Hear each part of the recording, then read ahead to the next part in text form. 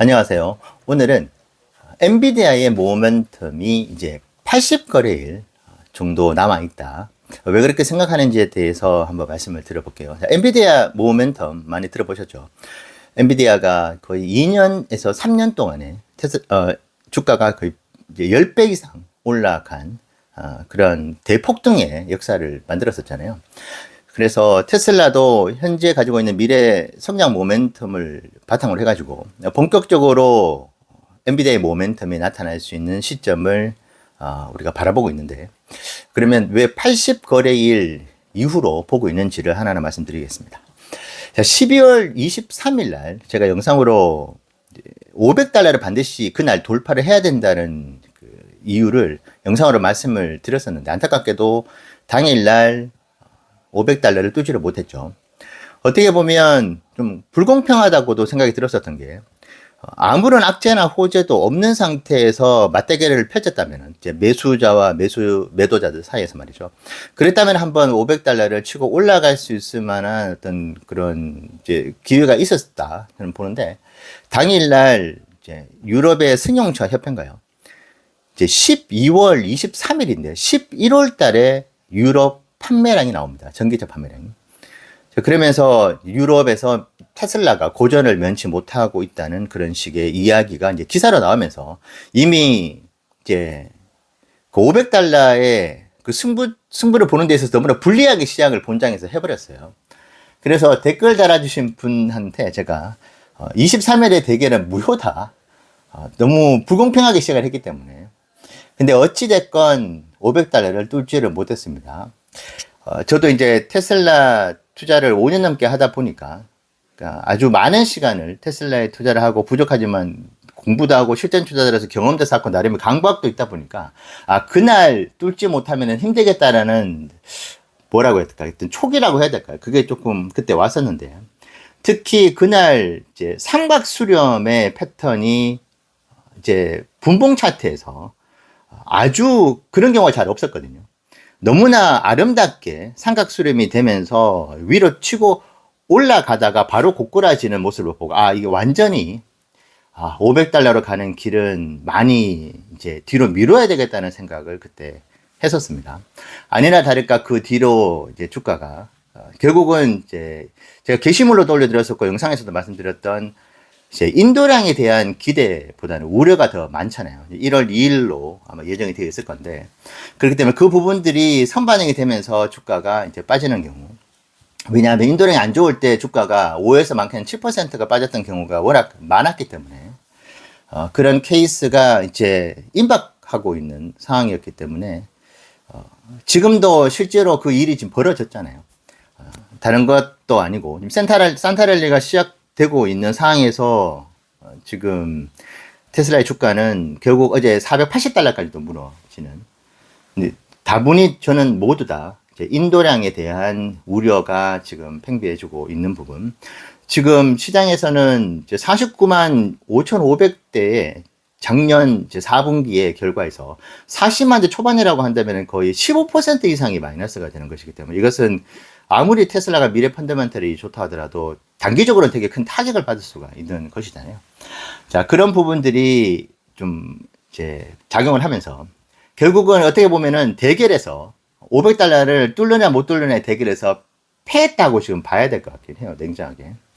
자, 그렇다고 한다면은 이제 당분간은 조금은 횡보를 할 수도 있겠다. 물론 또 이러다가 강력한 호재를 만나가지고 주가가 $500를 훨씬 뛰어넘을 수 있는, 지금 뭐 콜옵션 시장에서도 보니까 $500가 여전히 강하게 솟구쳐 올라와 있는 걸 보면은, 뭐 $500를 뭐 기계적으로든 알고리즘에 의한 매매든 치고 올라갈 가능성도 물론 있겠지만은, 어쨌든 $490를 계속 찍었다가 잽을 계속 날리는 상태에서 결국 카운터펀치는 날리지 못했고, $480대가 계속 이제 위태위태 했었잖아요. $480 무너졌다가 다시 $480 회복하고, 어쨌든 위쪽이든 아래쪽이든 계속 잽을 난타전 상황이었다가 일단은 어제부로 이제 무너져 내렸기 때문에, 냉정하게 봤을 때 조금 아쉽지만은 그래도 보수적으로 스탠스를 취할 수밖에는 없는 것 같긴 합니다. 근데 조금 서운한 감도 없지 않아 있어요.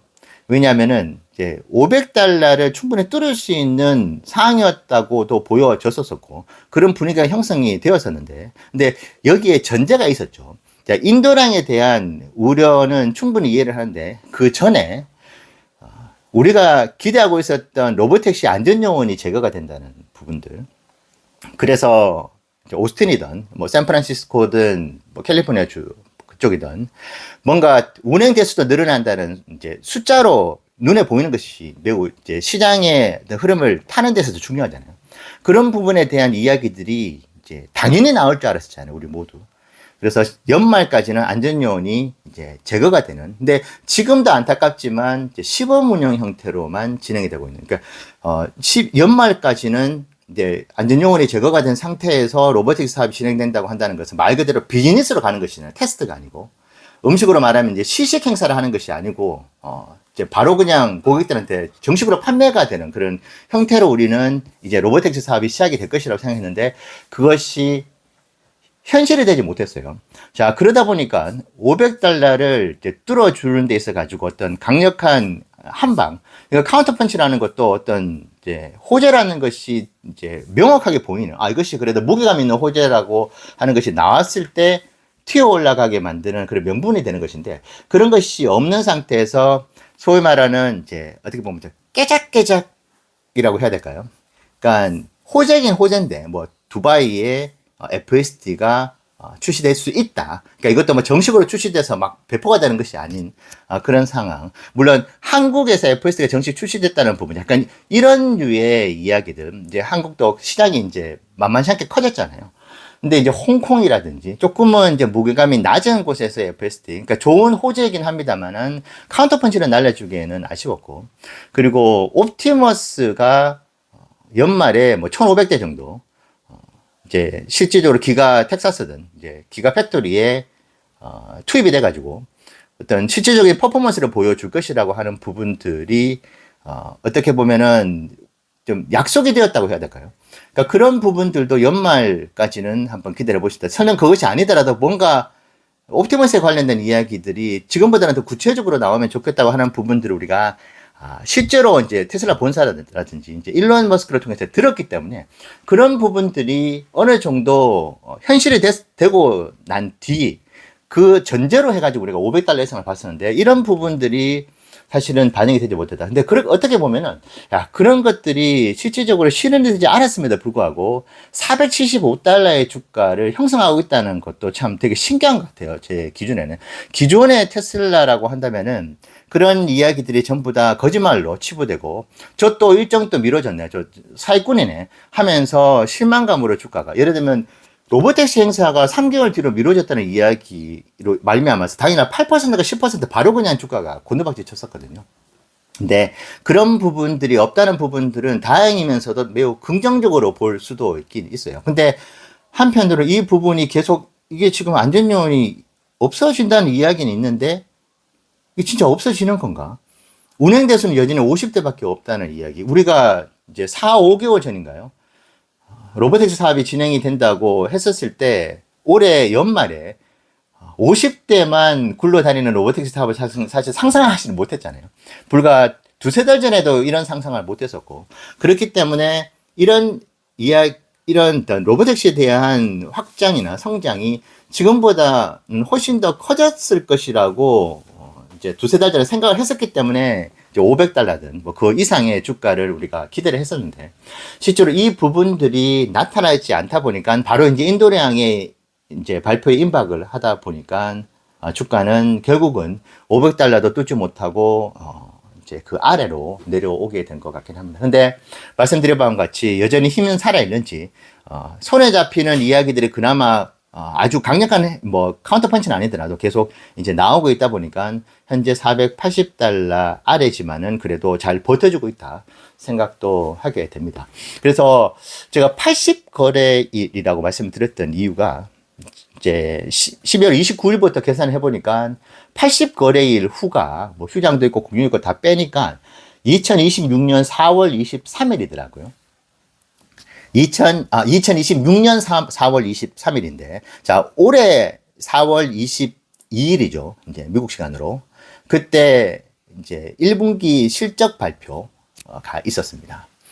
저는 이제 이전에도 한번 말씀드린 바와 같이 이제 2024년도와 2025년도의 상반기와 같은 그 반토막의 역사가 일어나지는 않기를 바라면서 실제로 일어날 가능성이 이제는 그 두 해보다는 좀 낮아지지 않았느냐 이제 조심스럽게 말씀도 드렸었는데 그 부분들이 일단은 있다 하더라도 주가가 뭐 승천하지는 않을 것이라고 지금 보거든요. 그래서 뭐 10%의 조정이라든지 아니면 지금 주가에서 계속 횡보를 한다거나 아니면은 그래도 500달러를 호재를 만나서 한번 뚫어주고 뭐 520, 30달러까지 가더라도 결국은 이제 상반기가 테슬라가 이제 전통적으로 약하기 때문에 주가가 빠지는 흐름으로 갈 가능성이 조금 더 있어 보이긴 합니다. 그런데 아마 이 정도 선에서 끝난다고 한다면 450달러 위에서 2026년 4월에도 있어준다고 한다면은 테슬라를 장기적으로 모아가신 분들한테는 매우 안도를 하실 것 같아요. 워낙 최근 2년 동안에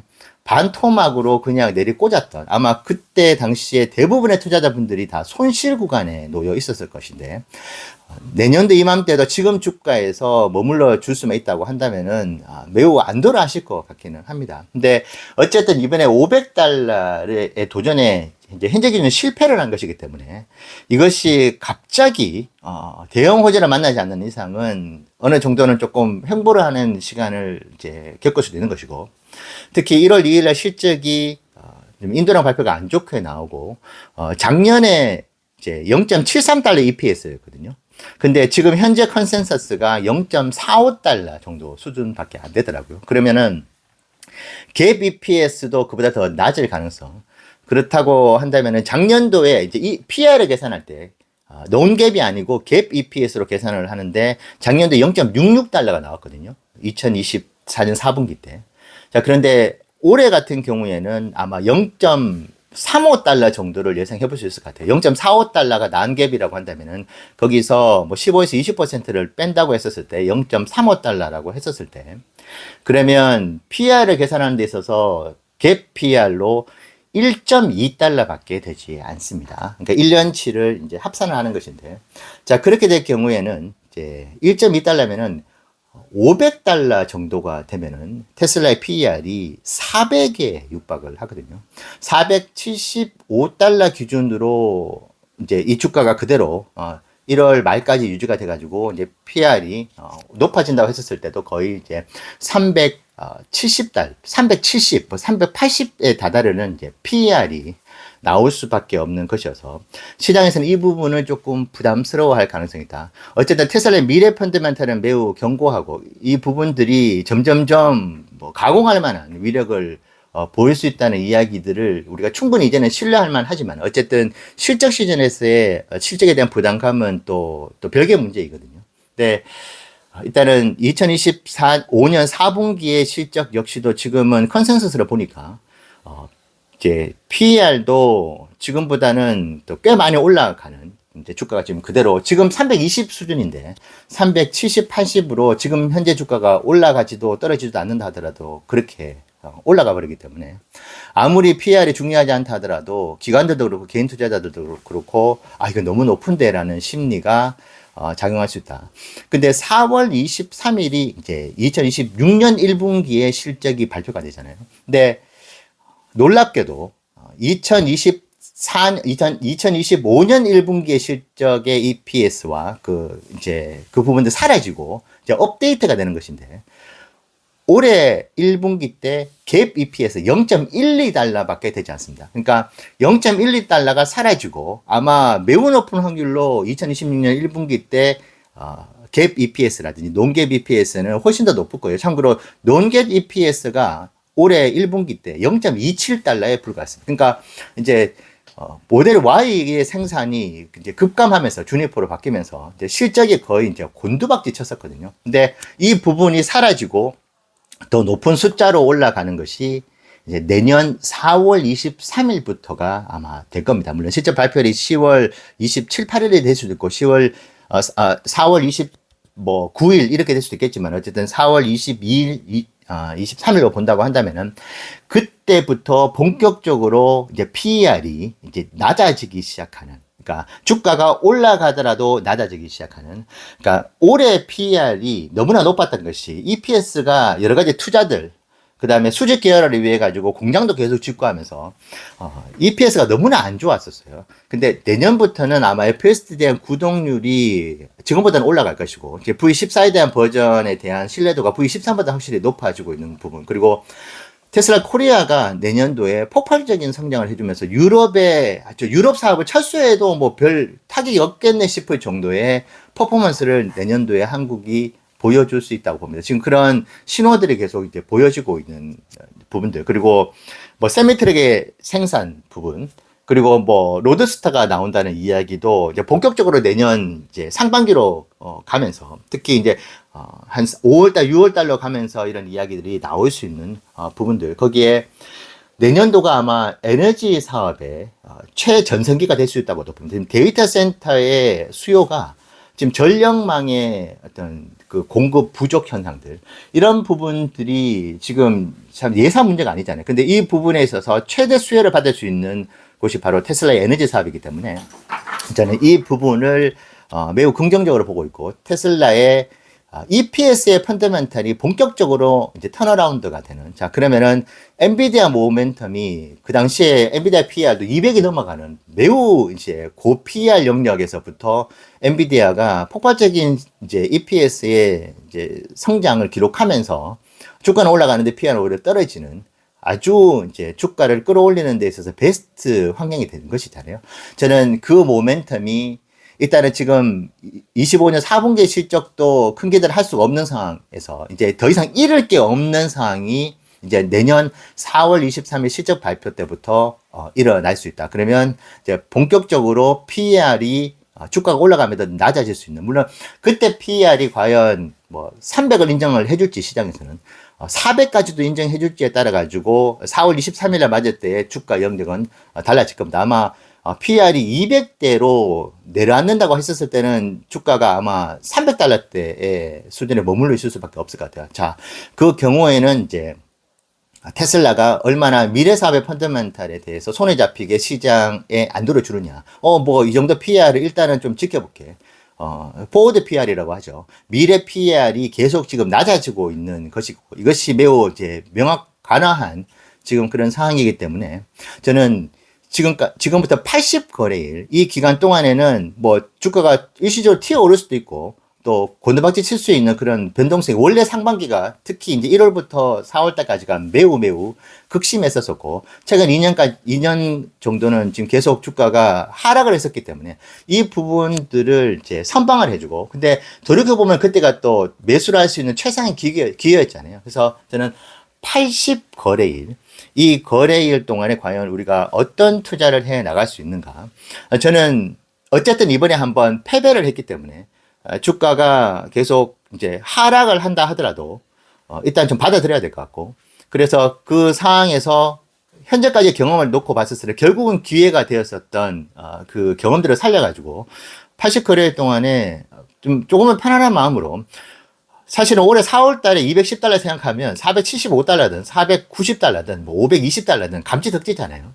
그렇게 생각을 하면서 뭐 450달러가 올 수도 있고 440달러가 올 수 있으면은 그때마다 이제 모아가는 투자를 할 수 있는 그 기회를 이제 앞으로 80거래일 동안에 만들어 줄 수 있다. 근데 이 이야기가 전혀 통하지 않고 이제 손에 잡히는 이야기들, 미래 사업에 대한 펀더멘탈, 뭐 FSD 라이센싱 이야기들이 사실 기대를 했었었고, 일론 머스크도 연말까지 계속 접촉이 있어가지고 좋은 소식을 들려줄 수 있다는 이야기를 했었는데, 그것이 뒤로 밀렸다고 한다면 그런 이야기들이 현실적으로 상반기 때, 특히 이제 1분기 때 나온다. 뭐 옵티머스가 현장 투입된다는 이야기가 1분기 때 나온다고 한다면은 주가가 이제 행보나 하락 없이 튀어오를 수는 있겠지만은 뭐 평이하게 흘러간다는 기준, 미래 사업에 대한 펀더멘탈이 그래도 안정감 있게 조금씩 나오면서 높아지고 있는 PER을 어느 정도 인정을 받을 수 있는 정도로 해준다고 한다면은 주가가 심하게 빠지지는 않을 수 있다. 자, 그러면은